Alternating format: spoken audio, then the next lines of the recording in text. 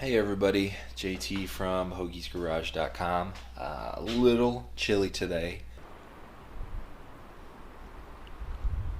Woke up to like 6 inches of snow in nearly the middle of April in Ohio. Absolutely awful.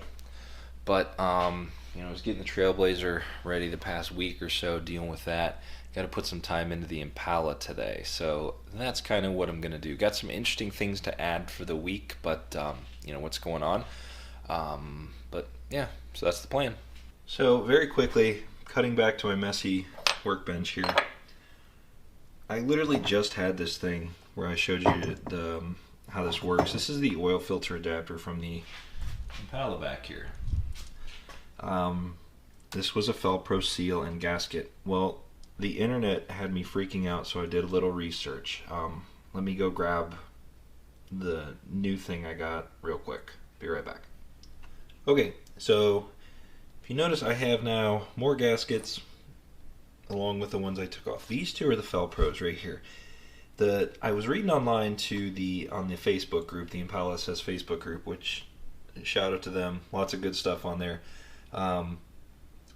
Guy on there, I forget his name, he said he used the paper gasket. When I show you this, I'm just going to do this because I don't need it now.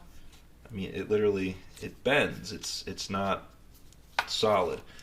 He said this gasket failed, caused a major oil leak, basically ruined his engine. So, kind of freaks me out. Anyways, I got the GM one, AC Delco. There's our part numbers. Actually was cheaper than this stuff here, this kit. If I look at that one, it has a metal piece sandwiched in there, and even the O-ring looks slightly thicker. So I'm going to put that on now. Nothing crazy. I'm not going to go through the whole thing. I'll link to the old video because the install is the same, but with that being said, I highly recommend getting the Delco one, the GM version, just because it seems like being that sandwich metal in there, it's going to be a lot safer. So that's what's going to happen first. So adapter's back on. Slightly tough to see under there, but it's there. It's basically the only bare metal part on this black engine. Just real quick, I kind of had an idea and I wasn't sure if it's going to be a good one. I'm usually doing specific videos, like product reviews, vehicle reviews, that sort of stuff, like with the heading, Meguiar's, whatever reviews, stuff like that, or Impala oil, cooler, whatever. I'm debating this idea of doing a weekly update where I sort of slam different things in here, plug them in, and go from there. I don't know if it's something you would tune into like every week, but it would be updates on the Impala here, updates on, obviously the Trailblazer hasn't sold yet, it's only been a week though, things like that. Updates on that engine build, throw in a new product here and there, go from there. I don't know, I think it'd be kind of cool just to have something to look forward to every week, and maybe if I got enough time we could do like more than one a week sometimes, or if it is a big enough product, but make a separate video, just something kind of kicking around. So anyways, back to work.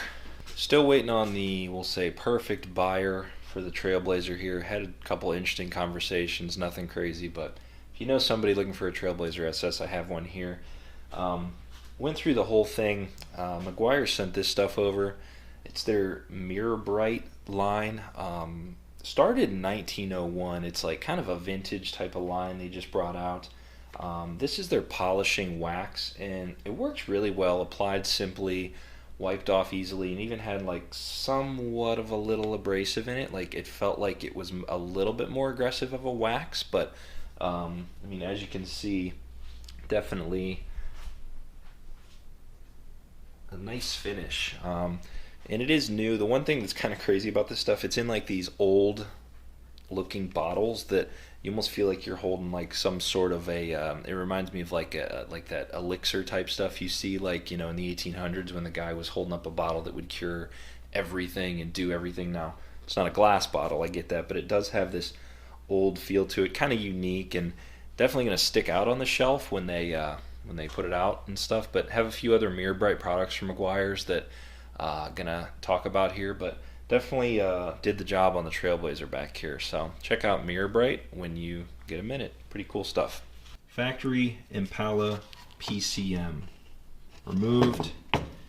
The plan is going to take it, actually the guy that does the PCM for less tuning over here is actually right down the road, so that'll be kind of cool. You give them your specs, it is a mail order tune, and they you know, do the whole thing. Not worried about a dyno tune now. They say that this will roughly get 95-99% correct, so it's kind of cool. Just because at least we can get it running and, you know, see what's up, and then from there maybe look at a dyno tune. But just wanted to show that's kind of where I removed it from, right there. Whole mess of plugs. I'm blowing away the amount of plugs that I'm undoing in this engine bay. Next move, I got to drain the antifreeze. I just haven't had a minute. Trailblazer's been in the way over there, and I've got all this carpet to cut to put under. But one other thing that's happening is it's a weird thing, but the washer fluid will not come out of the wipers up there. So the whatever you want to call them, the nozzles. Got to take out the little motor here. I think I actually have a spare one from my Trailblazer over there that will put this in there, and if I can do a fast switch, hopefully I won't spill this completely full bottle of washer fluid out everywhere. So, but slowly taking everything loose here, trying to mark different things. This is all air pump plugs and junk.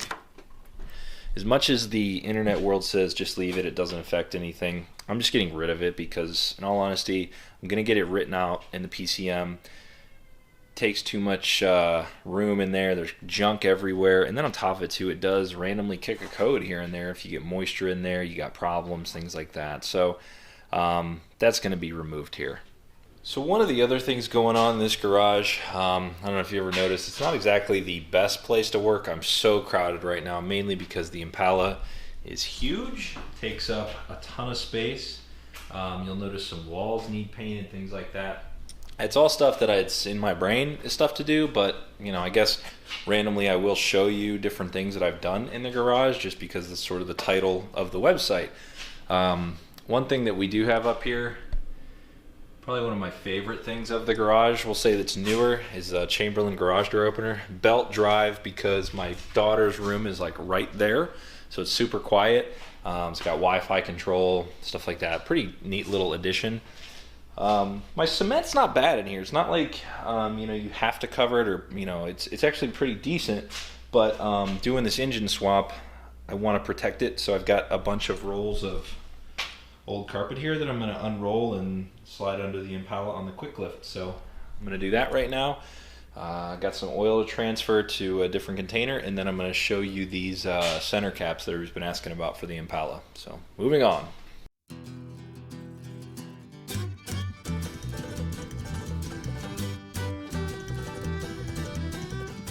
we've got this huge 30-liter oil drain pan. It's got the drain area there, you can see the screen. Big plug down here on the end, that's where you dump it out of. Air relief plug here. And this one goes in here, which that's full of oil. Basically I've overfilled it. It's deceiving because it actually holds more than what's even in there, but it's kind of flexible and it's sort of like, I don't know how to describe it, kind of like sucks in type thing when you fill it up. So like if I tilt it here, you're gonna see it, all that oil on the top goes in. Anyways, when I take it to like AutoZone or those kind of places, I used to take the big pan, but that was kind of cumbersome, so now I transfer it to a bucket. Basically, this is oil from the Trailblazer oil change that I talked about a while ago, Impala oil, Impala transmission fluid. I think that's it.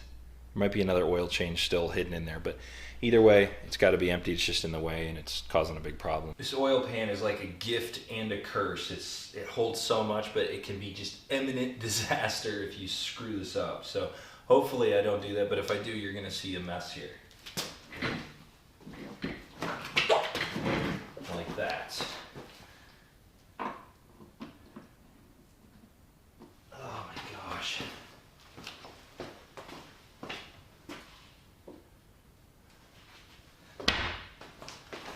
Oh my gosh.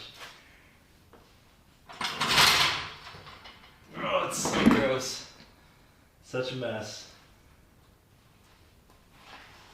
The cap wasn't tightened all the way. I promise that wasn't set up. I really didn't mean for that to happen. Ugh, it's so horrible. Alright, let's try this again. Okay.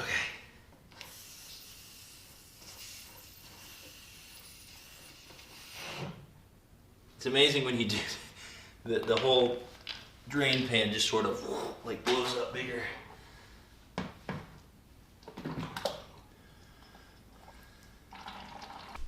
Alright, so there's 5 gallons of oil. Like I said, this thing is literally the coolest thing ever and the worst thing ever. Alright, that was way too much time spent on dumping oil, but as you can see, made a mess there. Now I have a full bucket and an empty catch basin, which I don't plan to use for a while, but it was in the way and it was like an imminent disaster. At least in that bucket, it's totally secure for the most part. I've had a lot of requests for people asking about these center caps. I have one off here. They do really clean up the wheel. Kind of like one of those things where the factory ones to me look kind of lame. I mean, I'm sorry if you like them, I don't. But when you put this on, it sort of matches the finish, makes it smooth, much better. The ones that I use now, if you Google this, it's not too hard to find a set that work. This is part number 9592426. It's a GM part. You can still find them on eBay. They were on Cavalier, I think, of all things. And there's some with red bow ties, or some with just different emblems and things like that. Got it in a regular old GM parts bag. And the reason I knew about these, my dad put them on the car, and he got them from the old Impala Owners Association. I actually have the install instructions, and I'm going to kind of show you here what you have to do, and we'll go from there. But just give you a quick crash course on this. Basically, what you have to do is, this is your sort of your mounting area right here. These big tabs will stay, but you have to take off these small ones. You have to like basically cut those off of there somehow, whether you have a Dremel or something like that. So those little tiny ones, that stays, that goes. That stays, that goes. That's the trickiest part of it. And then what you have to do is, I don't know if this is going to show well, but you have to take and cut notches into these spots here on these tabs, because these guys, they don't move at all. They're pretty rigid. Let me show you this one that's already done. So you can see here, big one still there, little one's gone. Big one's there, little one's gone. And then you see these are kind of cut out here like so. And then if I show you this now, these do move, and these are basically what holds it on. They're not exactly, I'll say, like easy to put on. I mean, once it's on, it's on. I don't feel like it'll fall off or anything, but like finagling, messing, you sort of have to mess with it to get it all in place and snapped in. So that's the center cap. I had a lot of people ask me about this, but kind of a cool little mod. I've got, I think, 3 or 4 of these just as spares, just in case, and they're cheap enough really. If you are going to go to this look, you might want to get a few extra just in case one flies off and you lose it someday, because eventually I'm sure you're not going to be able to get this. So kind of cool. Makes it look a lot better, I think. So if you notice there, got some progress this weekend. Created quite the mess on the bumper, but radiators out of the Impala, AC condenser, because that's going to get changed. It's a little dark. It is obviously dark outside. PCM's out. Working my way through. I was kind of blown away. I got the condenser or the radiator out first, then I'm moving to the condenser. The only reason the AC stuff's going compressor failure, which in turn led to a lot of contamination. So I have a new compressor, receiver dryer, condenser, lines, the whole deal. But I was under the impression that the whole system was pretty much empty because the compressor's got that green crap all over it. I was breaking loose one of the lines going to the condenser, and it just blew up like everywhere. So I sucked in some Freon. It looked like the Riddler was here, the Joker, with like this green gas, just like type stuff. So definitely not something I expected. So the parts are growing over here. Pretty cool, I think. Moving on though to the next steps. Down there we've got the electric fans, radiator, condenser. I'm gonna get the radiator checked out and just sort of make sure it's okay. I'm debating getting a new one, and the only reason I'm debating it is because most of them seem to be super cheap, like 120 bucks on Amazon for one. I question that quality, but I don't know. If you've used one of those, let me know if you think, I forget the brand, but it's got to have the oil cooler inlets and then the power steering and then obviously the radiator. It's so thin though for such a big, we'll say 350. It's very small, but I guess because it's so wide, it's got so much surface area, it's just an efficient system. But parts piles growing. A lot of this is just empty boxes. I mean, they're like, I got the cylinder head boxes. I don't know why, I'm just nervous something's gonna go wrong, so I need to keep the boxes. But yeah, and then finally over here on my messy bench, PCM's back, all good to go there. So yeah, lots going on for sure. And finally on this my last little bit here, I decided to sell the Holley throttle body, being only a 52 millimeter. I think it's going to best be served to get a 58 millimeter. So if you're in the market for one of these guys, this obviously won't be included. That's the I think throttle position sensor. Bolts will go with it, but you can't get those anymore. Not that it's worth a whole lot, as far as like, it's not like a rare Holley carburetor or something, but that's going to be on eBay, or if you're interested in it, shoot me a message and we can talk pricing. Basically, I just want to buy a 58 millimeter, a new one. Maybe if you recommend one of those, let me know. But that's going to be on the eBay soon, so if you see it on there, it's probably me. Thanks for watching. I'm going to try to do this once a week, and at minimum. Slowly gonna creep up to maybe doing a little bit more, but throwing in some different things here and there, maybe like a full-on product review video in addition to the weekly update.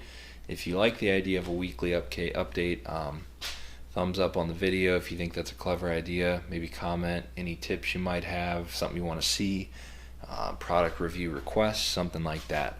Thanks again for watching. Have a great night. We'll see you next week.